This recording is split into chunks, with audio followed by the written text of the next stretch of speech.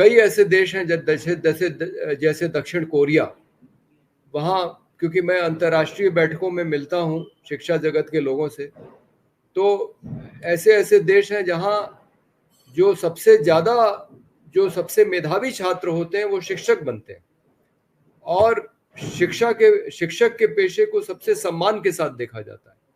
लेकिन दुर्भाग्य हिंदुस्तान का है कि विश्व गुरु कहे जाने वाले देश में शिक्षा को सम्मान नहीं है, और हमने लगातार उसको नज़रअंदाज किया है, जिसकी वजह से आज देखिए जो सरकारी शिक्षा व्यवस्था है वो कितनी खराब हो गई है, गुणवत्ता खराब हो गई है, वहाँ कोई ध्यान नहीं देता है। और इसीलिए हम ये काम कर सकते हैं कि ठेके पे रख के और इस तरह से मतलब लगभग मजदूर से भी कम आजीविका पाने वाले लोगों को हम उम्मीद करते हैं कि वो हमारी शिक्षा व्यवस्था चलाएंगे। ये बहुत ही दुर्भाग्य है। जब तक हम शिक्षा को वो दर्जा नहीं देंगे जहां हम शिक्षा की गुणवत्ता को अच्छा न करें, और शिक्षक को जब तक हम सम्मान नहीं देंगे, तब तक ये देश प्रगति नहीं कर सकता। वो भले ही हमारे प्रधानमंत्री कुछ भी कहें, हमारी सरकारें झूठे आंकड़े पेश करते रहें विकास के, लेकिन ये देश तब तक प्रगति नहीं कर सकता जब तक इस देश के हर एक बच्चे को अच्छी शिक्षा नहीं मिलेगी और उसको पढ़ाने वाला शिक्षक अच्छी तरह से अपना काम नहीं कर पाएगा। संदीप सर, मैं एक बात आपसे जरूर अनुरोध करूंगा, क्योंकि आप इन सब मुद्दों पर समझते रहते हैं। मेरा आपसे ये अपील है कि ये जो प्रोग्राम शिक्षा मित्र अनुदेशक का चला है, इसे आज 3 वर्ष हो गए, हो सके तो इस प्रोग्राम को गिनीज बुक में जरूर दर्ज करवाएं, ताकि प्रयास करवाइए ताकि ये पता लग सके कि एक उत्तर प्रदेश में ऐसे 2 कर्मचारी हैं जिन्हें 300 और 330 रुपया मिलता है, और उसके लिए 3 वर्ष से लगातार बातचीत की जा रही है और सरकार के कान पर जूं तक नहीं रेंग रही है।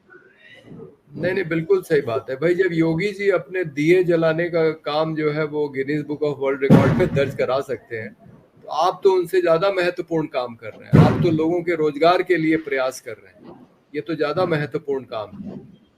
साथियों, स्वागत है आप सभी का आज की इस वीडियो में। साथियों, हाल ही के अंदर की कुछ प्रमुख सूचनाएं हैं शिक्षा मित्रों के अस्थायीकरण को लेकर के।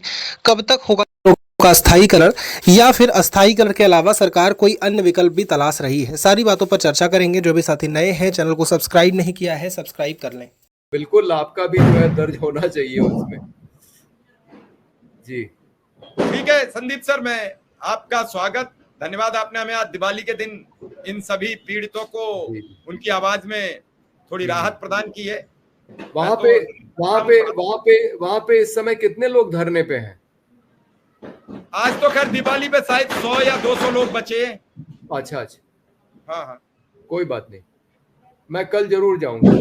ठीक है सर। हाँ, विक्रम सिंह, संदीप सर ने अभी काफी कुछ बातें कही, शिक्षा को लेकर कहा, आचार्य नरेंद्र देव जी की आज जयंती है, उनके जन्मदिन को लेकर कहा, उस पुरोधा की जयंती पर याद किया जिस पुरोधा ने देश को बदलने के लिए बहुत कुछ करने का प्रयास किया। विक्रम सिंह जी सर, संदीप सर की बातों को मैं सुन रहा था, और आज आचार्य नरेंद्र देव की जयंती के साथ साथ इस देश को एक सूत्र में पिरोने वाला, जिसे भारत का बिस्मार्क कहा जाता है, सरदार पटेल जी की भी जयंती है सर। और जिन्होंने भारत के 544 रियासतों को एक साथ जोड़कर भारत में मिलाने का कार्य किया था। तो दोनों लोग महान लोग हैं और देश के लिए इन लोगों ने बहुत कुछ किया है, और तभी इस देश में हम लोग रह पा रहे हैं, देश में साथ जी पा रहे हैं, देश में अपने पा रहे हैं। तो कहीं ना कहीं लोगों की अथक प्रयास को हम लोग नमन करते हैं, सादर नमन करते हैं, और इन लोगों से बहुत कुछ सीखने का अवसर प्राप्त। और अभी आप गिनीज ऑफ वर्ल्ड बुक की बात कर रहे थे, बिल्कुल संदीप सर की बातों से सहमत हूँ। 3 सालों से लगातार शिक्षा स्वास्थ्य के मुद्दे लगातार उठाते रहे हैं, तो हम इसको भी गिनीज ऑफ वर्ल्ड बुक में दर्ज होना चाहिए, और इसके लिए भी प्रयास होना चाहिए सर।